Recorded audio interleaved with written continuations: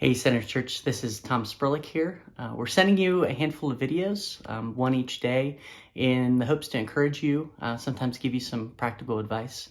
Fasting is and can be a difficult discipline to put into your life, but our desire is as a church that we would grow in this discipline and that we'd watch the Lord do incredible things.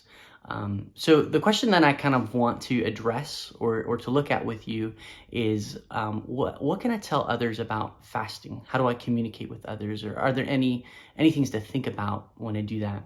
And I want to look at one passage where Jesus actually teaches on this and glean just a couple quick thoughts on it. So the passage we're looking at is in Matthew 6:16 through 18.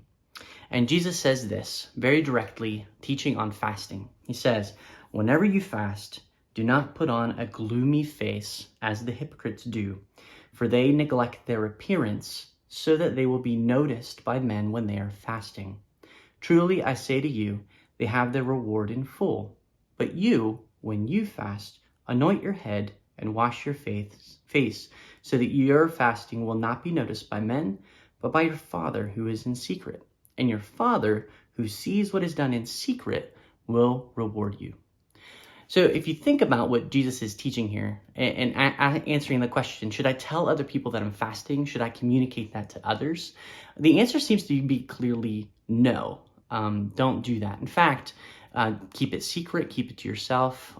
Rather than putting on a gloomy face, and you don't even need to put on a gloomy face, you may be feeling just terrible in fasting and just letting that out. But the idea is actually, rather than doing something to make yourself be noticed, do the opposite. Spruce yourself up, splash some water on your face, do whatever you can to maybe even look cheerful.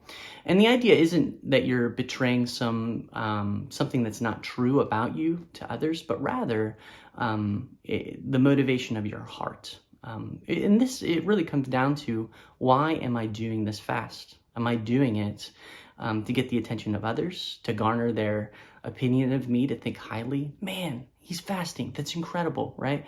And that is really what Jesus is going after here, is not the external so much as the internal of your heart. So to ask yourself, why am I fasting? Am I doing it for other people?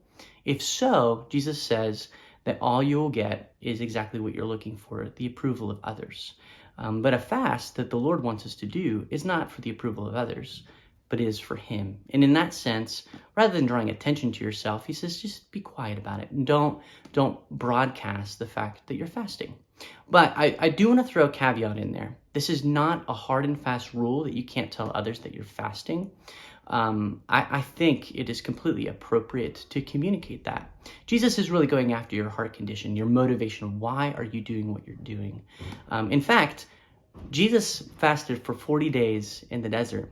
And guess what? He had to have told somebody that he did that. We wouldn't know that he had fasted for 40 days if he had not communicated that. The heart behind this passage is not necessarily whether you communicate or don't communicate whether you're fasting to someone else, but really goes into the deeper root. Why am I fasting? Am I doing it for the approval of others around me so they see me as being this great person?